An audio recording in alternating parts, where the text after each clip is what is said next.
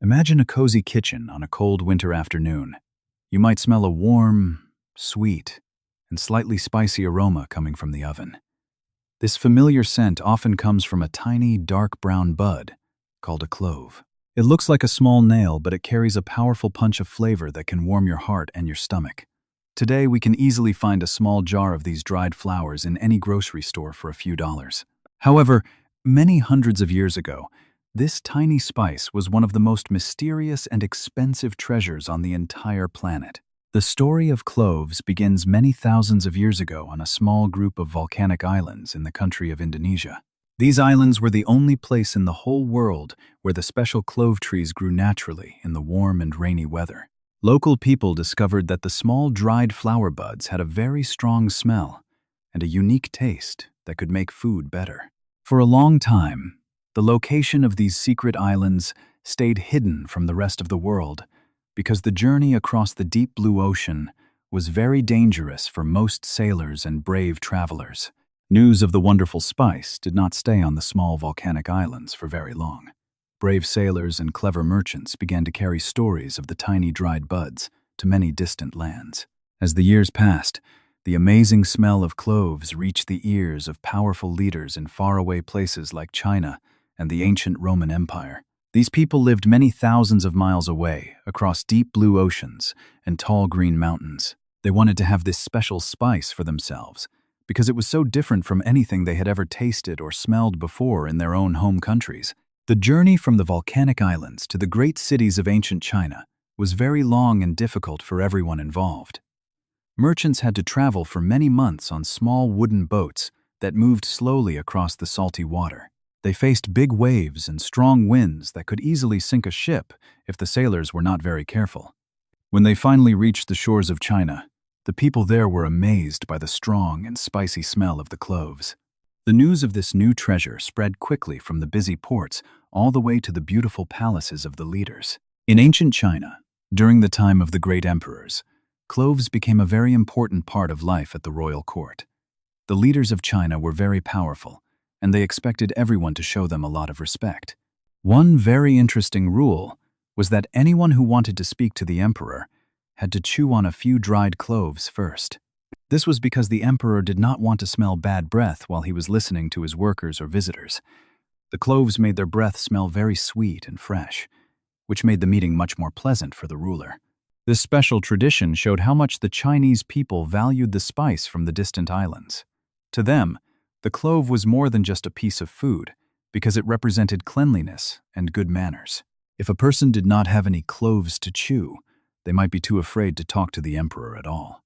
Because of this, the demand for the spice grew very large, and merchants worked even harder to bring more bags of cloves across the sea. The tiny buds were kept in beautiful boxes and treated like precious jewels by the members of the royal court. While the spice was becoming famous in the east, it was also traveling many thousands of miles to the west. The ancient Romans were famous for their love of luxury, and they were always looking for new things to buy from faraway lands. They used long trade routes that connected the Mediterranean Sea to the distant parts of Asia. Some of these routes were on land and were called the Silk Road, while others were across the vast Indian Ocean. The journey was so long that it could take more than 1 year for a bag of cloves to reach Rome. When the cloves finally arrived in the busy markets of the Roman Empire, they were sold for a very high price. Only the most wealthy families could afford to buy them, because they cost as much as gold or silver. The Romans did not just use cloves for their smell or taste in food. They also believed that the spice had powerful magic that could help heal their bodies when they felt sick. Roman doctors would often mix the dried buds with other plants to create special medicines for stomach pain or to help people sleep better during the night. The people of Rome were very impressed by the strong nature of the spice. They noticed that cloves could stay fresh for a very long time without rotting or losing their wonderful smell. This was very important in the ancient world because they did not have refrigerators to keep things cold. The Romans used cloves to help preserve their meat and to make their large stone homes smell better. Because the spice was so rare and expensive, having cloves in your house was a way to show everyone that you were a very rich and successful person in Roman society. Because the journey was so dangerous and long, Many stories were told about where the cloves actually came from. The merchants who sold the spice often kept the location of the secret islands a mystery. They did not want other people to find the trees and take the business away from them. This mystery made the cloves even more exciting to the people of the ancient world. They imagined that the spice grew in magical gardens guarded by strange creatures. This allowed the traders to keep the prices very high for hundreds of years as the global demand grew much larger. The trade routes became busy paths where many different cultures met and shared their ideas. Along with the cloves, traders carried silk from China, colorful stones from India, and beautiful glass from Rome. The clove was one of the most important items on these routes because it was small and easy to carry, but worth a lot of money. A small bag of cloves could pay for a whole house or a large farm in some parts of the world. This made the spice a symbol of global trade, long before the modern world even existed for the rest of us. During the Middle Ages, the world began to change as more people wanted special items from faraway places. Arab and Indian merchants became the most important people in this story because they knew how to cross the great oceans. They traveled thousands of miles to find the tiny dried buds that we call cloves. These men were very brave and had a lot of knowledge about the sea and the stars. They turned the spice trade into a huge business that connected the East and the West for many hundreds of years, while the rest of the world watched with great curiosity. To carry the cloves, the merchants used beautiful wooden ships called dhows. These ships were built with long planks of wood that were sewn together with strong ropes made from coconut fibers. They did not use metal nails because they believed the wood needed to move with the waves of the ocean. The dhows had large white sails that looked like triangles and could catch the wind perfectly. Inside these ships, the merchants packed many bags of cloves. The smell of the spice was so strong that it filled the whole boat and stayed there for a very long time during the voyage. The journey across the Indian Ocean was very long and sometimes quite scary for the sailors. They had to watch the sky carefully and follow the patterns of the stars at night to find their way across the water. They also waited for the monsoon winds, which were special winds that blew in one direction for many months. These winds helped the dhows move quickly toward the busy ports of the Middle East. If the winds were not right, the merchants had to wait in small towns for a long time before they could continue their important trip across the deep blue sea. When the ships finally reached the hot and dusty ports in the Middle East, the cloves were unloaded onto dry land. Huge markets were filled with the scent of spices, and many people came to see the new arrivals from the East. The merchants were very careful with their cargo because every single clove was worth a lot of money. They sold the spices to other traders who waited with camels to start the next part of the trip. This was a busy time where men from different countries met to talk, trade, and exchange news about the wide world around them. From the ports, the cloves had to travel across vast deserts on the backs of camels. These animals were very strong and could walk for many days without drinking much water. The caravans moved slowly across the sand, carrying the precious spices toward the cities of Europe. This land journey was just as difficult as the sea journey because the traders had to protect themselves from thieves and the hot sun. By the time the cloves reached the cold lands of the West, they had traveled for many months and crossed many different countries and some very tall and snowy mountains. In Europe, cloves were a sign of great wealth and power during the Middle Ages. Only the richest families could afford to buy them from the traders in cities like Venice. People used cloves to make their food taste much better, especially during the long and cold winters. Because there were no refrigerators back then, cloves were very important for preserving meat and keeping it from going bad. A small bag of cloves was a precious gift that people would keep in locked boxes to make sure nobody stole their expensive treasure, which was often more valuable than gold or silver. Doctors in Europe also used cloves to create many different kinds of medicine. They believed that the strong oil inside the spice could help heal pain in the stomach or make a person feel stronger after a long illness. During times when many people were sick, some doctors wore special masks filled with cloves and other herbs. They thought that the sweet and spicy smell would protect them from breathing in the air that made people unwell. Because of this, the demand for cloves stayed very high, and the merchants in the East continued to work very hard to supply the growing market. The merchants were very clever. and wanted to make sure that nobody else found the secret islands where the cloves grew. To protect their business, they told many amazing and scary stories to the people they met in the markets. They spoke about giant dragons that lived in the forests and monsters that swam in the deep sea near the spice trees. They said that only the bravest men could get the cloves because the journey was too dangerous for anyone else. These stories worked very well and kept the location of the islands a secret from the people living in Europe. As the Middle Ages continued, the trade routes became more organized, and the exchange of goods grew even larger. The simple clove had changed from a local flower into a global prize that moved across thousands of miles. This era of history was defined by the bravery of the sailors and the cleverness of the traders. Without their skills and their wooden dhows, the people of the West might never have tasted the unique flavor of the clove. The spice linked different cultures together through trade, stories, and a shared love for the amazing things that grew in very faraway lands.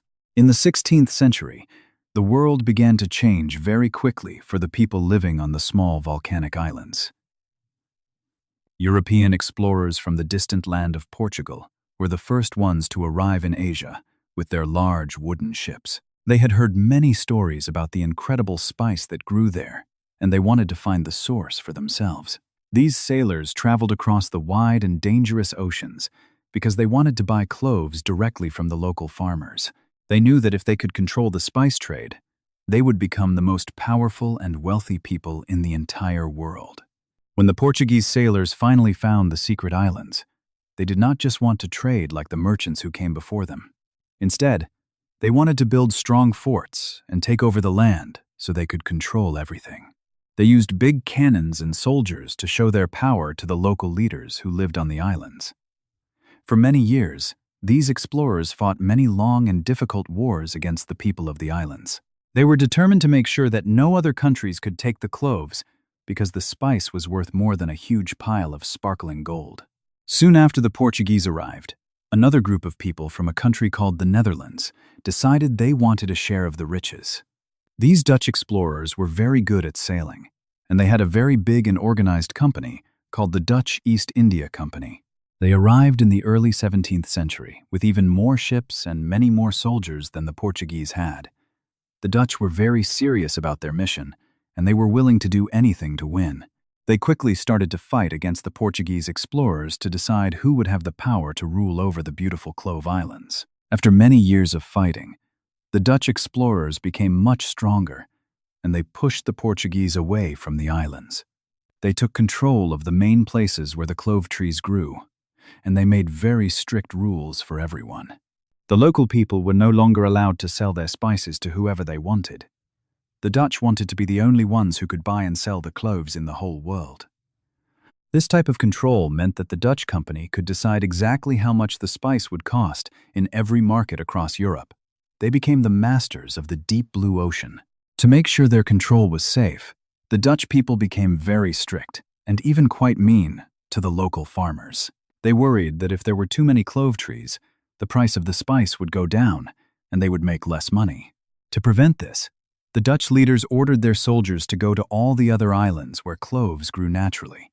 They forced the local people to chop down and burn their own precious trees. This was a very sad time, because these trees had provided food and money for families for many hundreds of years across the beautiful islands. The Dutch used large boats to sail around the islands and search for any secret clove trees that were still growing. These trips were called raids, and the soldiers would look everywhere to find hidden plants. If they found a tree on an island that they did not control, they would destroy it immediately with fire and axes. They wanted to make sure that cloves only grew in a few places that they could guard with their soldiers. This plan was very successful for the Dutch company, because it made the spice very rare and hard to find for any other country in the world. The local people who lived on the islands suffered a lot during this time because their lives were controlled by the Dutch. They were forced to work very hard to pick the clove buds for the foreign company. If they tried to sell even a small bag of cloves to a different trader, they were punished very severely. The Dutch wanted to keep every single clove for themselves so they could sell them for a high price in Europe. The beautiful islands, which used to be peaceful places of trade, became a land of war and very strict rules for all the local families. While the people on the islands were struggling, the Dutch company was becoming the richest company in the world.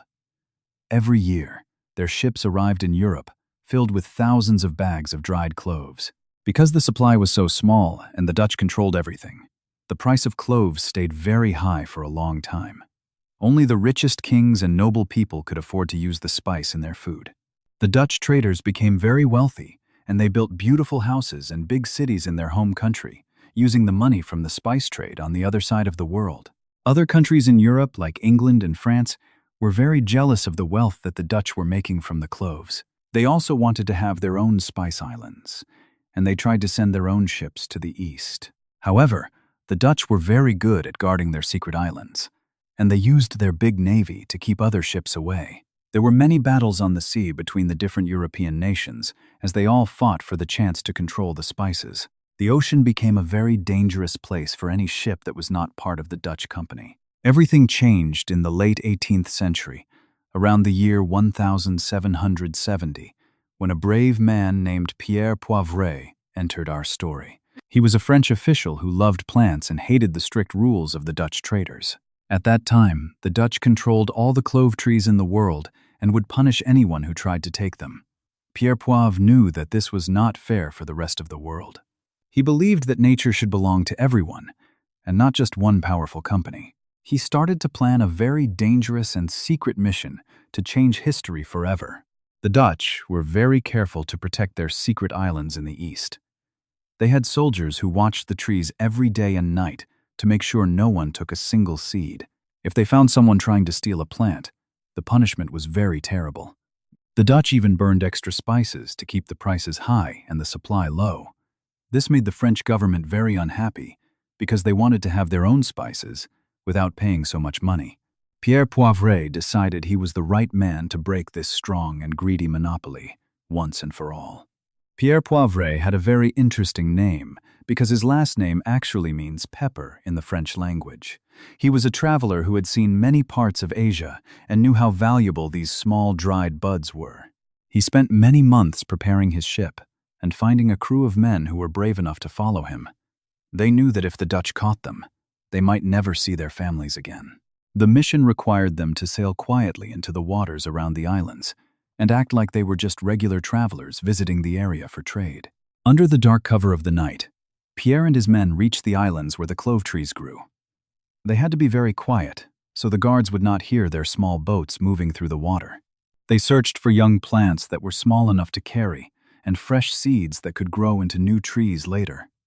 It was very difficult work because they had to be fast and careful at the same time. They finally found what they needed and carefully placed the young trees into special boxes filled with rich soil to keep them healthy during the trip. Carrying living plants on a wooden ship was a very difficult task in the late 1700s. The salty air and the hot sun could easily kill the young trees before they reached their destination. Pierre Poivre stayed awake for many nights to make sure the plants had enough fresh water to drink. He watched over them like a father watching over his small children. He knew that these few plants were the key to a much better future for his country. The ship sailed across the vast Indian Ocean toward a beautiful island called Mauritius, which the French controlled at that time. When they finally arrived at the island of Mauritius, the people were very excited to see the green plants. Pierre Poivret took the young clove trees to a special garden where the soil was very rich and the weather was perfect. He worked with other scientists to make sure the plants grew strong and produced many more seeds. Soon, the first clove trees began to grow tall and healthy under the warm sun. This was a great victory because it proved that cloves could grow in places outside of the secret Indonesian islands. The French now had their very own supply of spices. After the success in Mauritius, the French started to send seeds to other nearby islands like Madagascar and Reunion. These islands had the same warm and rainy weather that clove trees love. Local farmers learned how to take care of the trees and harvest the flower buds at the right time. Within a few years, there were thousands of new clove trees growing across the Indian Ocean. The secret that the Dutch had kept for so long was finally out in the open. The world was changing because one brave man decided to take a very big risk for a small plant. Because there were now so many cloves growing in different parts of the world, the Dutch monopoly began to fall apart. They could no longer control the price of the spice because they were not the only ones selling it. Other countries started to buy cloves from the French islands instead of paying the high Dutch prices. This was a very important moment in history because it changed how trade worked between the East and the West. The power shifted away from the strict companies and started to spread to more people. The era of high spice prices was finally coming to an end. As the supply of cloves increased, the price began to fall very quickly. In the past, only the richest kings and queens could afford to buy cloves for their food or medicine. Now, even regular families who lived in small houses could finally afford to buy a few dried buds for their own kitchens. They used the cloves to make their simple meals taste much better and to keep their breath smelling fresh. The spice that was once as valuable as gold became a common item that many people could enjoy every day. This made life much more pleasant for millions of people. In our modern world, cloves are a popular spice that people all over the planet use for cooking delicious meals and making traditional medicines. The beautiful islands of Zanzibar and Madagascar have now become the biggest producers of cloves. They send millions of small dried buds to international markets every single year for everyone to enjoy. We often use them in sweet desserts, spicy teas, and even in special products that help stop pain in our teeth. These tiny dried flowers remain very important because they provide a unique flavor that no other plant can copy in the kitchen today. The long and exciting history of the clove shows how a tiny flower from a small island can change the way the entire world tastes food. From the secret volcanic islands of many thousands of years ago to the modern spice jars in our homes, the journey of the clove is truly amazing. We can find this spice in almost every country, making our bread smell wonderful and our bodies feel much better. It is a gift from nature that connects many different cultures and traditions together through its strong scent. If you have listened this far, please like and subscribe to follow our next videos.